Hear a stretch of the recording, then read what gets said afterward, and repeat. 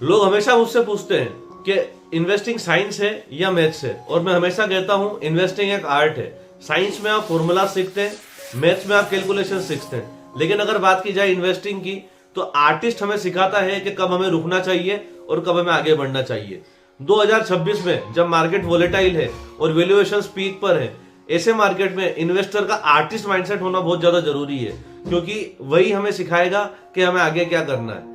आज मैं आपका वेल्थ वाला गुरु इस वीडियो में आपको डिटेल में बताऊंगा कि किस तरीके से हमें इन्वेस्टिंग करना चाहिए और क्या होता है आर्टिस्ट का माइंडसेट इन्वेस्टिंग के लिए। आप इस वीडियो को पूरा जरूर देखिएगा, क्योंकि ये वीडियो आपका इन्वेस्टिंग को देखने का नजरिया बदल देगा। आप भी अपने माइंडसेट को चेंज करके अच्छे तरीके से इन्वेस्टिंग करना सीख सकते हैं। Number 1, the artist mindset. आखिर साइकोलॉजी क्या होती है एक इन्वेस्टर की जब वो आर्टिस्ट की तरह सोचता है। इन्वेस्टिंग की पहली कला होती है अपने दिमाग पर काबू पाना। कभी भी इमोशनल होकर के या सेंटिमेंटल होकर के कभी इन्वेस्टिंग ना करें, ये आपको लॉस में लेकर के जाएगी। इसी के साथ अगर इसका पहला पॉइंट कवर करें तो पहला पॉइंट है quit poor habits.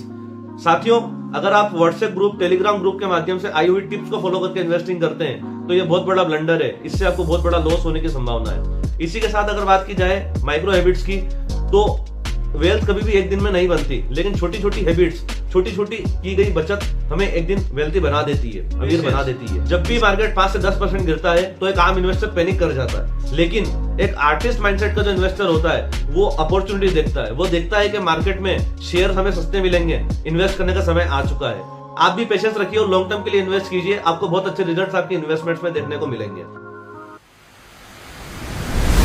Number 2, diversification of portfolio. साथियों, जैसे एक पेंटिंग के अंदर सही रंगों का होना बहुत जरूरी है, उसी प्रकार से आपकी इन्वेस्टिंग जब आप शुरू करते हैं तो आपके पोर्टफोलियो में सभी प्रकार की एसेट्स का होना बहुत जरूरी है। अगर आप सिर्फ और सिर्फ एक ही एसेट क्लास के अंदर अपना सारा पैसा इन्वेस्ट करते हैं तो जब कभी भी रिसेशन या कभी कोई क्रैश आएगा तो आपको भारी लॉस का सामना करना पड़ सकता है। इसीलिए जब भी आप इन्वेस्टिंग करें तो अपने डाइवर्सिफिकेशन के साथ अपने पोर्टफोलियो को मैनेज करना सीखें। जैसे कि आप अपने लिए स्टॉक्स में इन्वेस्ट करें, इक्विटी में इन्वेस्ट करें, क्योंकि यहाँ पे आपको लॉन्ग टर्म ग्रोथ के लिए ऑप्शंस मिलेंगे।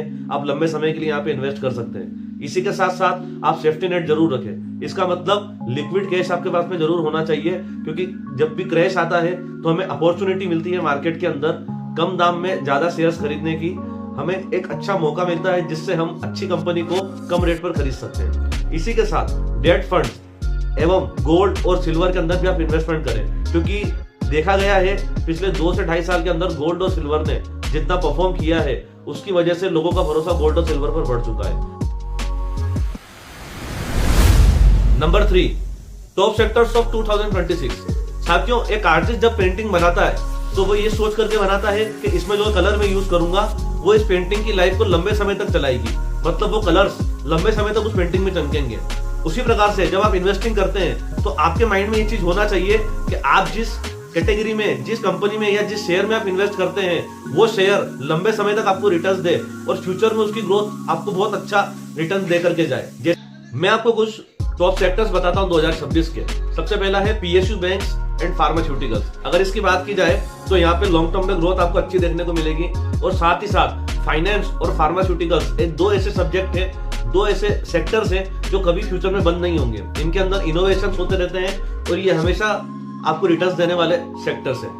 Green energy and sustainability of recycling, ये ऐसा सेक्टर है साथियों जिसके अंदर ग्रीन एनर्जी को प्रमोट किया जा रहा है सरकार के द्वारा। और इसी के साथ अगर बात की जाए रिसाइकलिंग की, तो जितना भी वेस्ट हमारे घरों से, फैक्ट्रीज से निकलता है उसको रिसाइकल करने के लिए भी सरकार इनिशिएटिव ले रही है, और आप ऐसी कई बड़ी बड़ी कंपनीज के पार्टनर बन सकते हैं जिनको कार्बन इमिशन कम करने के लिए ऐसे पार्टनर्स की जरूरत है जो उनके वेस्ट को कम कर सके और उसको रिसाइकल कर सके। इसी के साथ अगर बात की जाए तो रीट्स में आप इन्वेस्ट कर सकते हैं। रियल एस्टेट्स का आने वाले समय में क्रेज बढ़ने वाला है। अभी 1 फरवरी को यूनियन बजट अनाउंस होने के बाद में एग्रीटेक और इंफ्रास्ट्रक्चर पर आप विशेष नजर रखें, क्योंकि इसके ऊपर एक्सपर्ट्स का मानना है कि बहुत बड़े ऐलान होने वाले हैं। हो सकता है ये फ्यूचर के लिए एक बहुत बड़ा इन्वेस्टमेंट का सेक्टर बन सकता है। Number 4, the long term vision.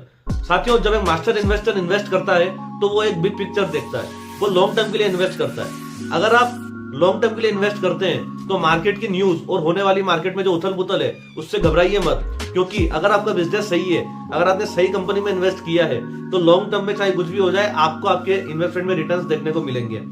कला तब रंग लाती है जब उसके अंदर सही तरीके से काम किया जाए, सही तरीके से उसको बनाया जाए। उसी प्रकार से अगर आप 1000 रुपए इन्वेस्ट करके आज छोड़ देंगे तो कुछ नहीं होगा, लेकिन अगर आप 1000 रुपए कंसिस्टेंटली 20 साल तक इन्वेस्ट करेंगे तो आप मैजिक देखेंगे, आपको जादू देखने को मिलेगा इन्वेस्टिंग का। साथियों, मैं आपका वेल्थ वाला गुरु आज आपको इस वीडियो के माध्यम से सिर्फ यही बताना चाहता हूं कि इन्वेस्टिंग अगर आप एक आर्टिस्ट के नजरिए से देखते हैं, अगर आप एक आर्टिस्ट की तरह इन्वेस्टिंग करते हैं तो आपको आपके जीवन में और आपकी इन्वेस्टिंग जर्नी में बहुत आनंद आएगा और आप इस इन्वेस्टिंग को नेक्स्ट लेवल पे लेकर के जा सकते हैं और बहुत अच्छी वेल्थ यहाँ से बना सकते हैं। आर्ट ऑफ इन्वेस्टिंग अगर आप सीखना चाहते हैं तो आप, ये फर्क नहीं पड़ता कि आप कितना कमाते हैं, फर्क ये पड़ता है कि आप उससे किस तरीके से मैनेज करते हैं। अगर आप भी अपने जीवन में इन्वेस्टिंग करना चाहते हैं और सक्सेसफुल करना चाहते हैं तो ऐसे ही वीडियोस के लिए लाइक शेयर एंड सब्सक्राइब करें और कमेंट में बताएं आपका सबसे बड़ा फियर क्या है इन्वेस्टिंग में।